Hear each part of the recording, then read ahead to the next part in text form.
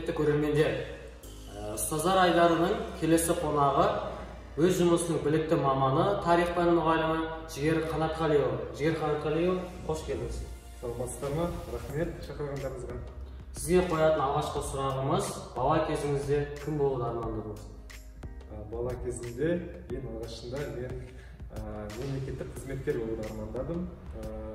Милицияда жұмыс істеуді армандадым. Бірақ кейін өзім университетке түскеннен кейін тарихшы мамандығы, тарих пәнін ұнатқаннан кейін тарихшы мамандығына оқуға түстім. Сол кезде студент кезімде маған ұстаз кәсібі ұнап, сол ары қарата ұстаз болып жалғастырып кеттім. Жақсы, тарихты оқудың, тарихты білудің қандай маңызы бар деп ойлайсыз? Жалпы тарихты білу, тарихты оқудың маңызы өте көп. Біріншіден, біздер өз еліміздің тарихын білуіміз керек. Біздер өз еліміздің байланыс болу үшін, өз ұлтымызбен байланыс болу үшін біздер тарихымызды білуіміз керек. Және алдағы уақытта өз елімізді ары қарата асқақтату үшін, және екіншіден тарихтың маңыздылығы біздер өткен кеткен қателіктерді немесе жақсы игілікті істерді қателіктерді қайталамау үшін, ал жақсы істерді қайталау үшін сол тарихтың тәжірибесін қолдану үшін маңыздылығы өте зор. Жақсы, рахмет. Келесі сұрағымыз, сіз болашақ бағдарламасы бойынша Ресейде, Мәскеу қаласында оқыған болатынсыз. Сол болашақ бағдарламасының тиімді жақтары жайлы айтып берсеңіз. Жалпы тиімді жақтары өте көп болашақ бағдарламасының. Біріншіден, болашақ бағдарламасы түлектерін, Қазақстан азаматтарын шетелге оқуға жібереді, шетелге оқуға жақсы таңдаған оқу орындарына жібереді, топтарға кірген оқу орындарға біріншіден. Екіншіден, біздің азаматтарымыз шетелде жаңа мемлекет көреді, жаңа қала көреді сол жердегі. Және үшіншіден, заманауи білім аламыз сол жерден, шетелден. Бәсекеге қабілетті білім аламыз, басқа шет жерден.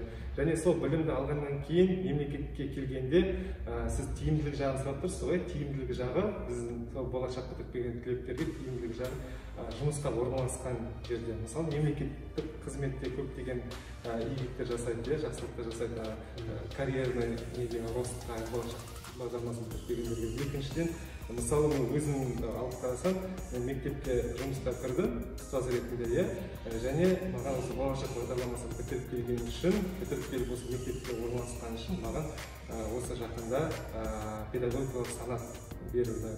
Педагог зерттеуші деген бұрынғы мен бастағанда ол жоғары категория есептеледі. Және келесі сұрақ, жаңа мектепке кірдім деп тұрсыз, ол оқуыңызды бітіре салған соң институтты өз мамандығыңыз бойынша жұмысқа орналаса алдыңыз ба?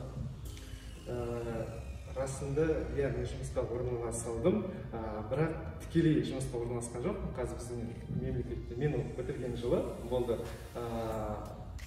жастар практикасы деген, молодежная практика. Сол молодежная практиканың шеңберінде мен жұмысқа орналастым. Маған ең маңыздылығы біріншіден бос отырмау керек болды оқу бітіргеннен кейін. Ал екіншіден мен өз мамандығым бойынша жұмыс істеуім керек болды. Сондықтан мен ешқай жердің ақшасына қараған жоқпын.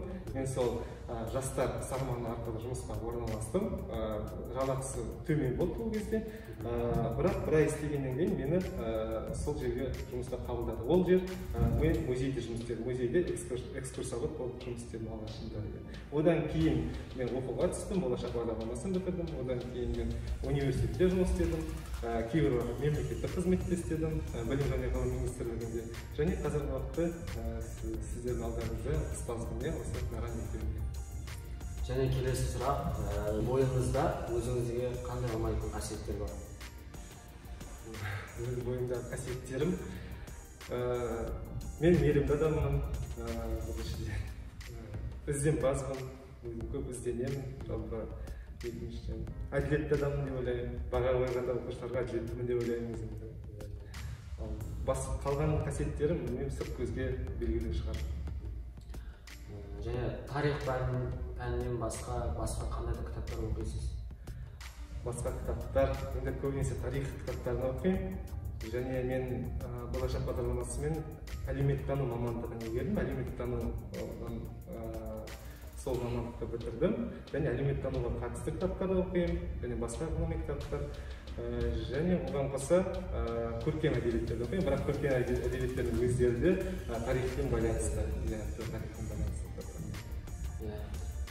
Қандай да бір спорт түріне қызығушылығыңыз бар ма? Спорт түріне мен боксты қарағанды жақсы көремін. Боксты көп қараймын. Жас кезіңізде айналысқаныңыз? Кәсіби боксы. Жас кезімде мен күреспен айналыстым. Бізде ауылда бокс болған жоқ, сондықтан бәріміз күреске баратын болдық. Бірақ қазір қарайтынмын. Өзіміздің халық қаһарманы бар, Геннадий Головкин, соның карьерасын қараймын. Сондықтан басқа боксшыларды қарап, кәсіби боксты қарағанды жақсы көремін. Сіз үшін жақсы адам қандай? Образын ашып бізге айтып бере аласыз ба? Жақсы адамның образы, менің ойымша, ол мейірімді адам, біріншіден, мейірімді адам, қоршаған ортаға мейірімді, және ол өтірік айтпайтын адам, меніңше сол жақсы адам есепте өтірік айтпайтын адам. Қарапайымдылықты жақсы көремін өзім адамдардан. Және ең бастысы, қай заман, қазіргі заман дейміз, қай заман болса ол адам жұмыскер адам. Жұмыскер адам, осы қасиеттерді ойлаймын. Өзіңіздің мінезіңізге көңіліңіз тола ма? Иә, көңілім толады. Биылғы мектеп түлектеріне қандай кеңес бересіз? Биылғы мектеп түлектеріне 11-ші сынып бітіріп жатқан оқушыларға беретін кеңесім, айтатын кеңесім ол 11-ші сынып бітіргеннен кейін сіздер басқа жаңа өмір бастайсыздар, алдарыңызда оқу таңдау керек болады. Ол да оқу таңдағанда сіздер оқуды таңдайын демей, кәсіпті таңдау керек деп ойлаймын. Сол кәсіпті дұрыс таңдау. Сол менің айтатын ақылым. Енді кәсіпті таңдаудың алдында, сол кәсіпті оқуға түсудің алдында алдарыңызда ұбт тұр. Сол ұбт-ға жақсы дайындалу керек деп ойлаймын. ұбт тапсыратын 11-ші сыныптардың дайындығы қандай деңгейде жүріп жатыр?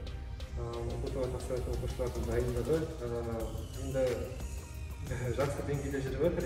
Басында оқу басталған уақытта деңгейлері бөлек болса, қазіргі уақытта көрініп тұр, деңгейлер кішкене өсіп, дайындықтары жақсы деп есептеймін. Әлі де уақыт бар, әлі дайындаламыз бірге, талаптар бойынша. Сіз үшін дара лицейінде мұғалім болудың қандай жақсылықтары бар? Ең бірінші ол ашық коллектив, ашық ұжым, әрқашан позитивті ұжым, көптеген қызық шаралар өткізіледі, әр уақытта да прогресске ұмтылатын орта, оқушылар да ашық, жарқын, ұжымға да сай. Мен сізбен келісемін. Олай болса, бүгінгі біздің ұстаздар айдарымыз соңына келіп жетті. Сізге көптеген рахмет, біздің сұхбатымызға келіп жауап беріп отырғаныңызға. Келесі кездескенше сіздермен.